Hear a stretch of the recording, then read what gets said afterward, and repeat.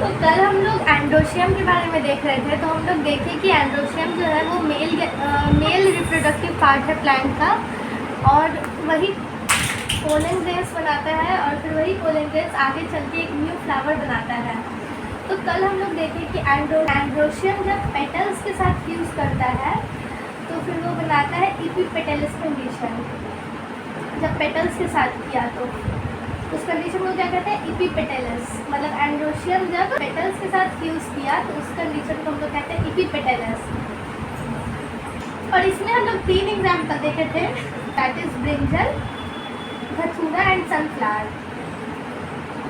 जब एंड्रोशियम जो है, स्टेमन जो है, वो अगर पेटल के साथ फ्यूज़ करेगा तो उस कंडीशन को हम लोग बोलेंगे इपीपेटलस। और उसका 3 एग्जाम्पल है, दैट इज ब्रिंजल, धतूरा एंड सनफ्लावर। फिर हम लोग नेक्स्ट देखे थे कि एंड्रोशियम जो है वो सेपल और पेटल दोनों के साथ फ्यूज़ किया था। सेपल और पेटल को कंबाइन करके हम लोग क्या कहते हैं, पेरियान। जब एंड्रोशियम जो है, स्टेमन जो है, वो अगर पेरियान के साथ फ्यूज़ करेगा तो उस कंडीशन को हम लोग बोलेंगे इपीफाइलस कंडीशन। और उसका एक ही एग्जाम्पल है, दैट इज लिली। फिर नेक्स्ट हम लोग देख रहे थे कि एंड्रोशियम जो है वो गाइनोशियम के साथ फ्यूज़ किया था। मतलब स्टेमन जो है वो पिस्टिल के साथ कंबाइन किया था, तो उस कंडीशन को हम लोग बोले थे गाइनोएंड्रस। गाइनोशियम से आया और प्लस एंड्रोशियम, ये दोनों जब एक साथ कंबाइन करेगा तो उस कंडीशन को हम लोग बोलेंगे गाइनोएंड्रस। और इसका भी एक ही एग्जाम्पल होता है, दैट इज कैलोट्रॉपिस। ठीक है, आज हम लोग देखेंगे कि जैसे हम लोग देखे थे कि पेटल्स अगर एक साथ प्रेजेंट हो, फ्यूज़ हो एक साथ 5 पेटल्स, या फिर हम लोग 2 केस देखे थे कि अलग अलग हो, फ्री हो, तो इस कंडीशन को हम लोग पेटल्स के केस में क्या बोले थे, गैमोपेटलस, क्योंकि ये फ्यूज़ है। और ये अलग अलग है जिसको हम लोग बोले थे पॉलीसिफेलस, पॉलीपेटलस अगर पेटल्स का केस है। और अगर सेपल्स का केस है तो गैमोसिफेलस। और अगर मतलब अलग अलग है, फ्रीली है, तो उसको हम लोग बोले थे पॉलीसिफेलस। ठीक है, उसी तरीके से अभी हम लोग देखेंगे कि एंड्रोशियम अगर फ्री है, एंड्रोशियम भी 2 केस में प्रेजेंट होगा, या तो फ्री होगा या नहीं तो फ्यूज़ होगा। तो पहले हम लोग देखेंगे कि अगर वो फ्री है तो उसको हम लोग क्या बोलेंगे। तो पहला केस क्या हो जाएगा, रिमेन्स फ्री। और दूसरा क्या हो जाएगा कि फ्यूज्ड है, मतलब एक साथ कुछ 2, 4, 5 स्टेमन एक साथ जुड़े हुए हैं, तो उसको हम लोग बोलेंगे कि वो फ्यूज्ड है। तो जो एंड्रोशियम फ्यूज है उसको हम लोग टर्म देते हैं एंड्रस के नाम से, अगर अलग अलग स्टेमन है तो। और अगर ये फ्यूज है, एंड्रोशियम अगर फ्यूज है, तो उसको हम लोग नाम देते हैं एडल्फस के नाम से। ठीक है, एंड्रस बोलेंगे अगर फ्री है तो, और एडल्फस बोलेंगे अगर फ्यूज है तो। देखिए, फ्री में भी आर आता है और एंड्रस में भी आर आता है, तो हम लोग समझ जाएंगे कि जो एंड्रस है वो, उसमें जो एंड्रोशियम है वो फ्री रहेगा और एडल्फस में ये फ्यूज रहेगा। ठीक है, अब देखिए जैसे इसका अगर हम लोग एग्जाम्पल देखें, डायग्राम देखें, तो इस तरीके से ये थैलमस, इसमें अलग अलग तरह का तरीके से ऐसे स्टेमन आ जाएगा, इस तरीके से। मतलब अगर 4 स्टेमन प्रेजेंट है तो चारों अलग अलग प्रेजेंट होंगे, फ्यूज नहीं होंगे, एक साथ कंबाइन नहीं होंगे। लेकिन वहीं अगर हम लोग एडल्फस का केस देखें तो इसमें एडल्फस में 3 तरीके का फिर आ जाता है। एक आ जाता है कि मोनो एडल्फस, मतलब कि सारे स्टेमन मिल करके एक सिंगल स्टेमन बनाए, एक ही ग्रुप बनाए, तो उसको, उस केस को हम लोग कहेंगे कि मोनो एडल्फस। फिर नेक्स्ट आता है डायएडल्फस। डायएडल्फस में जो स्टेमन है वो एक साथ ग्रुप बनाते हैं, और ग्रुप वो 2 का बनाते हैं, मतलब एक ही ग्रुप नहीं बनाते हैं, उसमें 2 ग्रुप रहता है। और पॉलीएडल्फस मतलब कि कुछ कुछ स्टेमन गुच्छा बना लेते हैं और वो गुच्छा काफ़ी रहता है। जैसे मोनोएडल्फस में काफ़ी स्टेमन मिले तो वो एक ग्रुप बनाए। डायएडल्फस में जैसे मान के चलिए इस तरीके से ये प्लांट, यहाँ पे ऐसे करके स्टेमन प्रेजेंट होगा, 1, 2, 3, 4 इस तरीके से स्टेमन प्रेजेंट है। तो ये हो गया एक ग्रुप, और एक ग्रुप इस तरीके से लेफ्ट से प्रेजेंट है। तो इसमें जो ये एंड्रोशियम है ये 2 ग्रुप बनाया, पहला ग्रुप ये, दूसरा ग्रुप ये। बट अगर हम ये मोनोएडल्फस का एग्जाम्पल देखें तो इस तरीके से प्रेजेंट है, तो इस तरीके से अगर स्टेमन प्रेजेंट है ये ग्रुप तो एक ही बनाया, इस तरीके से भी और ढेर सारा स्टेमन प्रेजेंट है। तो ये केस हो जाएगा मोनोएडल्फस का, इसमें 2 ग्रुप बनाया तो डाईएडल्फस, और पॉलीएडल्फस में ढेर सारा ग्रुप बना लेगा इस तरीके से। लेट्स से यहाँ हम लोग 4 ग्रुप बनाते हैं, 2 इधर से, 1 इधर से, तीसरा, और फिर एक ये चौथा, और यहाँ पे सब में ऐसे करके स्टेमन लगे हैं। तो ये हो जाएगा हम लोग का पॉलीएडल्फस का एग्जाम्पल। इसमें देखिए 4 ग्रुप बनाया है, ये स्टेमन जो है ये एक साथ फ्यूज हो करके मतलब 4 बार हुआ है, तो इस केस को हम लोग कहते हैं पॉलीएडल्फस। ये हो जाएगा डाईएडल्फस और ये हो जाएगा मोनोएडल्फस, ठीक है। तो सबसे पहले हम लोग क्या देखें, मोनोएडल्फस का केस, एडल्फस का। इसमें क्या होता है, स्टेमन फ्यूज होता है टू फॉर्म 1 ग्रुप। अगर इसका कोई डायग्राम बना के कहेगा, डायग्राम बना के दिखाने, तो इस तरीके से ये स्टेमन,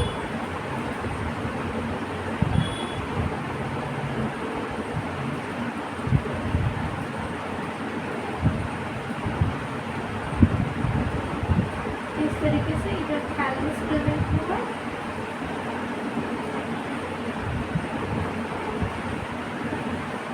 यहाँ पे अलग अलग स्टेमन आएंगे, देखो यहाँ पे भी स्टेमन प्रेजेंट होगा। तो इस केस को हम लोग बोलेंगे कि ये मोनोएडल्फस का केस है, मतलब कि स्टेमन, काफ़ी सारे स्टेमन एक साथ फ्यूज होकर के एक सिंगल ही ग्रुप बनाए हैं। और ये जो मोनोएडल्फस का केस है, ये हम लोगों को देखने को मिलता है चाइना रोज में। चाइना रोज में हम लोगों को मोनोएडल्फस का केस देखने को मिलता है, जिसमें कि बहुत सारे स्टेमन फ्यूज होकर के एक सिंगल ग्रुप बनाते हैं। अब जो इसमें नेक्स्ट आता है वो आता है डाईएडल्फस। डाईएडल्फस मतलब नाम से ही पता चल रहा है कि ये 2 ग्रुप बनाएगा। तो इसमें क्या हो जाएगा, fuse to form 2 group, fuse to form 2 group, मतलब कि 2 ग्रुप बनेगा स्टेमन का, 2 ग्रुप। अब इसका कोई रहेगा डायग्राम बना के दिखाने, तो इस तरीके से बनेगा। एक ग्रुप मान के चलिए ये हो गया,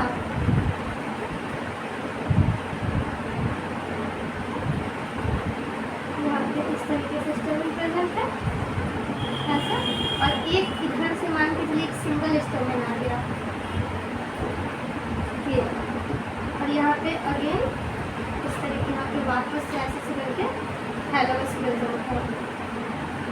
तो ये हो गया डाईएडल्फस का केस, मतलब कि जो स्टेमन है उसमें ये 2 ग्रुप बनाया है। तो ये हो गया हम लोगों का डाईएडल्फस का डायग्राम। अब देखिए, अब इसमें 2 एग्जांपल्स आता है, पी और फेबिएसी फैमिली। फेबिएसी फैमिली में जितने भी प्लांट आएंगे वो सब हम लोगों को डाईएडल्फस का केस देखने को मिलेगा। जैसे कल भी हम लोग देखे थे कि पी और फेबिएसी फैमिली वैक्सिलरी एस्टिवेशन जो था, जिसमें हम लोग देखे कि वैक्सिलरी एस्टिवेशन का एग्जाम्पल में भी पी और फेबिएसी फैमिली आती है। और अभी हम लोग देखे कि डाईएडल्फस का जो केस है उसमें भी पी और फेबिएसी फैमिली ही आते हैं। अब जो तीसरा हम लोग देखेंगे वो देखेंगे पॉलीएडल्फस फैमिली। पॉलीएडल्फस, पॉली मतलब हम जानते हैं मेनी, मतलब कि बहुत सारा ग्रुप बन जाएगा, तो उसको हम लोग कहेंगे कि वो पॉलीएडल्फस का केस है। तो ये हो जाएगा fuse to form many groups, उसको हम लोग कहेंगे कि वो पॉलीएडल्फस का केस है। देखिए इसका डायग्राम कुछ इस तरीके से बन जाएगा, जैसे एक ग्रुप ये बन गया, एक यहाँ पे बन गया, फिर यहाँ पे बन गया, और एक यहाँ पे बन गया।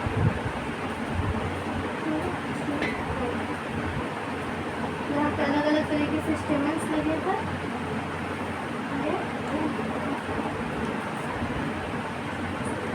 देखिए इसमें ये जो स्टेमन है ये 4 ग्रुप बनाए हैं, 1, 2, 3 और 4। तो ये वाला जो केस है ये हो जाएगा पॉलीएडल्फस का, और ये हम लोग को देखने को मिलता है सिट्रस प्लांट में। सिट्रस प्लांट में जो है वो हम लोग को पॉलीएडल्फस वाली केस देखने को मिलता है, ठीक है। अब देखिए, अब हम लोग एंड्रोशियम क्लासीफाई करेंगे कि उसका लेंथ कैसा है। तो देखिए, बायो में हम लोग लेंथ को एक टर्म देते हैं डायनामस, ठीक है। अगर अब हम लोग देखेंगे मतलब एंड्रोशियम जो है वो लेंथ के आधार पे कितने तरीके का हो सकता है। तो देखेंगे हम लोग variable in length of androecium, मतलब कि एंड्रोशियम का लेंथ कितने कितने तरीके का हो सकता है और फिर हम लोग उसको कितने ग्रुप में क्लासीफाई करते हैं। तो देखिए, इसमें बेसिकली दो केस आता है। पहला आता है डाइडायनामस और एक आता है टेट्राडायनामस।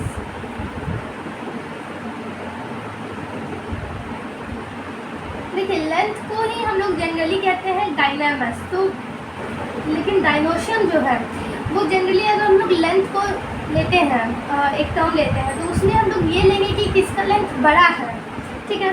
तो यहाँ पे क्या लिखा है, डायनामस, डाई मतलब दो और डायनामस मतलब बड़ा भी ले सकते हैं, मतलब कि लेंथ इसका थोड़ा बड़ा रहेगा। तो इसका मतलब रहेगा क्या, टू लॉन्ग एंड्रोशियम या टू लॉन्ग स्टेमन। और यहाँ पे टेट्राडायनामस, टेट्रा मतलब चार, तो इसमें क्या होगा, चार लंबा लंबा स्टेमन प्रेजेंट होगा। तो इसको हम लोग कह देंगे डाइडायनामस और इसको कह देंगे हम लोग टेट्राडायनामस। देखिए, इसमें इस तरीके से प्रेजेंट होगा, जैसे इस तरीके से एक स्टेमन प्रेजेंट होगा। अगर दो छोटा भी है तो भी नहीं, बस अगर दो बड़ा स्टेमन है तो उसको हम लोग कहेंगे कि वो डाइडायनामस का केस है। और अगर चार बड़ा बड़ा स्टेमन है तो उसको हम लोग कहेंगे कि वो टेट्राडायनामस का एग्जाम्पल है।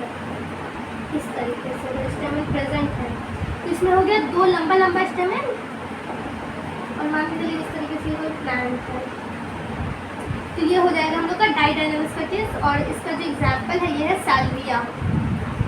सैल्विया के प्लांट में हम लोग को दो लंबे लंबे स्टेमन देखने को मिलते हैं, ठीक है। अब देखिए, टेट्राडायनामस में क्या होता है, जैसे मान के चलिए ये डायनोशियम हो गया,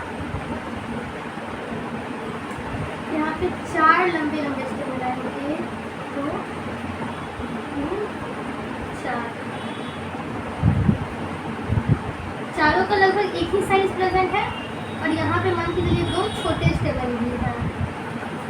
तो इस वाले केस को हम लोग कहेंगे कि ये टेट्राडायनामस का केस है, दैट इज इसमें चार लॉन्ग स्टेमन प्रेजेंट है।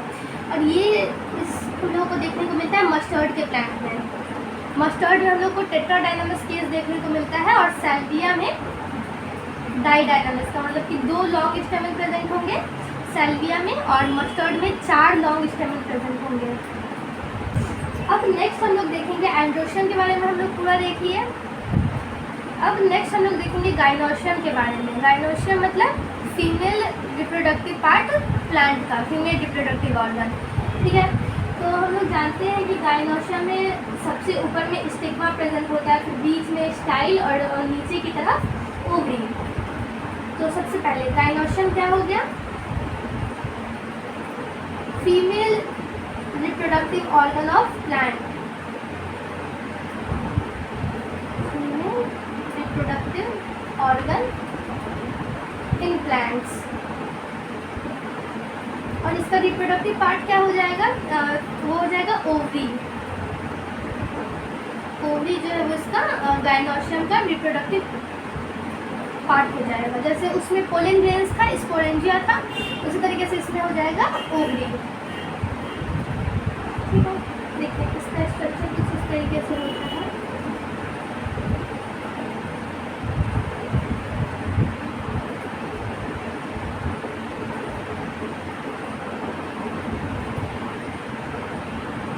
ये हो गया स्टिग्मा, जिसके ऊपर पोलन ग्रेन्स आके गिरेंगे, ये स्टाइल, और ये यहाँ पे बीच में ऐसे, इसको हम लोग मेगा स्पोरेंजिया कह सकते हैं। जैसे उसमें हम लोग क्या बोले थे, स्पोरेंजिया बोले थे, और उसको हम लोग स्पोरेंजिया के साथ साथ माइक्रो स्पोरेंजिया भी कह सकते हैं, क्योंकि जो पोलन ग्रेन्स होते हैं वो साइज में छोटे होते हैं, बट जो ओवरी होता है वो साइज में बड़ा होता है, जो ओव्यूल्स रहता है ओवरी के अंदर, तो इसीलिए हम लोग इसको मेगा स्पोरेंजिया कहते हैं। और ये वाला पोर्शन हो गया ओव्यूल का। ठीक है, इस तरीके से हम लोग का गायनोशियम दिखता है।